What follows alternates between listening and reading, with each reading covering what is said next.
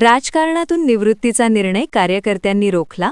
अय्याज नाईकवडींना स्वीकृत नगरसेवक करण्याची मागणी.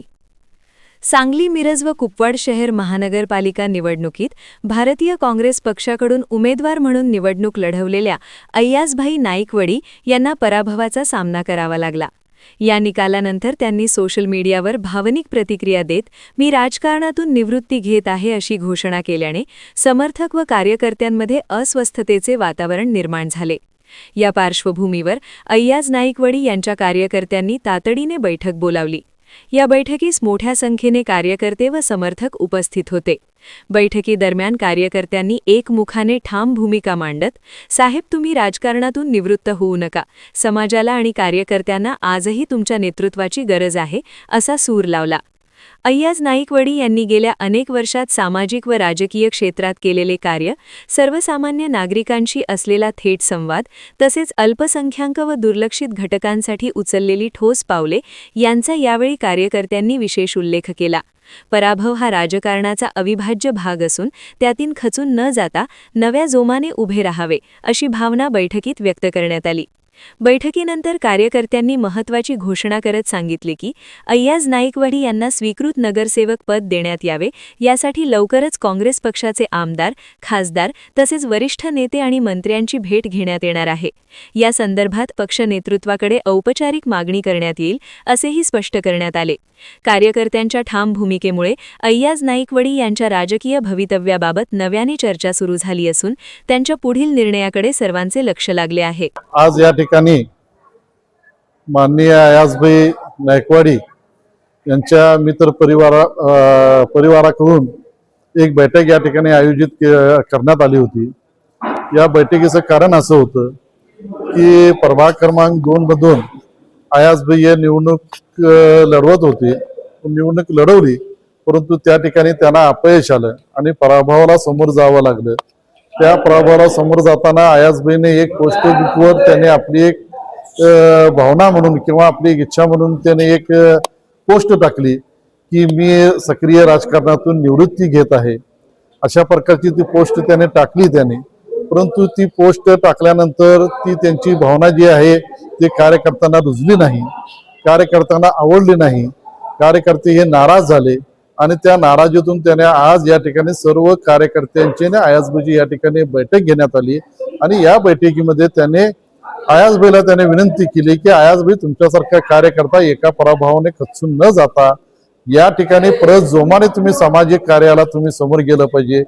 सगळ्या माझ्यासहित अनेक लोकांनी या ठिकाणी मत व्यक्त केलं आणि खरोखरच अय्याजभाई एक अभ्यासू आणि पुरोगामी आणि बहुजनाचा नेता म्हणून अय्याजभाई नाईकवडी यांची प्रतिमा या मिरजेत आहे. ती प्रतिमा समाजासाठी उपयोगात यावी आणि सामाजिक कार्यकर्त्यांना त्यांच्यासारखं एक अभ्यासू कार्यकर्ता, अभ्यासू नेता या ठिकाणी मिरजेमध्ये असणे गरजेचं आहे.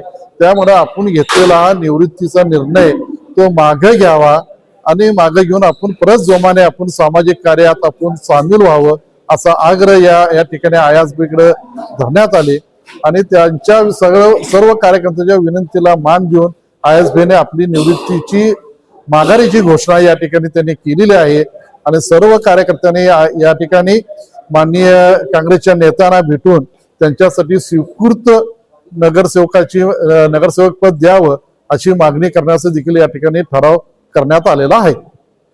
सांगली, मिरज, कुपवाड शहर महानगरपालिकेच्या नुकत्याच ज्या काही सार्वत्रिक निवडणूक झालेल्या होत्या त्याच्यामध्ये अय्याजभाई नाईकवडी यांचा पराभव झालेला आहे. त्या पराभवाच्या अनुषंगाने अय्याजभाई नाईकवडी यांनी एक फेसबुकला पोस्ट केली की मी निवृत्ती जाहीर करू काय. त्या निवृत्तीच्या अनुषंगाने आज अय्याजभाई प्रेमींनी एक मीटिंग आयोजित केलेली होती. त्या मीटिंगला देखील जवळपास मिरजेतले बरेच मोठमोठे प्रतिष्ठित लोक, डॉक्टर, वकील आणि जवळपास 500 ते 1000 लोक अशी एकत्रित जमलेली. त्या मीटिंगमध्ये असं ठरलं की अय्याजभाईने निवृत्ती न घेता जी काही समाजकार्यासाठी जी काही त्यांची चळवळ चालू आहे त्या चळवळ त्यांनी अशीच भविष्यात पुढे चालू करावी. परंतु एकदा चळवळ सुरू केली तर त्या चळवळीला कुठंतरी एखाद्या उपेक्षित लोकांना न्याय देण्याकरिता एखादा पद किंवा एखादी आपली जागा असणे आवश्यक आहे. परंतु आज जर बघितलं तर अशा ज्या काही इंटेलेक्च्युअल लोक आहेत अय्याजभाईंसारखे, त्यांना असं तळागाळात टाकण्याचाच एकंदरीत प्रकार चालू आहे. परंतु माझं असं स्पष्ट मत आहे की अयाजभाई सारखे जी काही इंटेलेक्च्युअल लोक आहेत, अशा लोकांचा महानगरपालिकेतल्या प्रत्येक नागरिकाला आणि महापालिकेच्या प्रशासनाला मदत होण्याकरिता त्यांची स्वीकृतपदी नगरसेवक म्हणून निवड करणे आवश्यक आहे. त्यामुळं माझी प्रशासनाला, माझ्या सर्व राजकीय पक्षांना, माझी काँग्रेस पक्षाला आणि ज्या काही राजकारणी लोक आहेत वरिष्ठ पातळीवरील, त्या सर्वांना एक विनंती आहे की अयाजभाई सारख्या एका तळागाळातील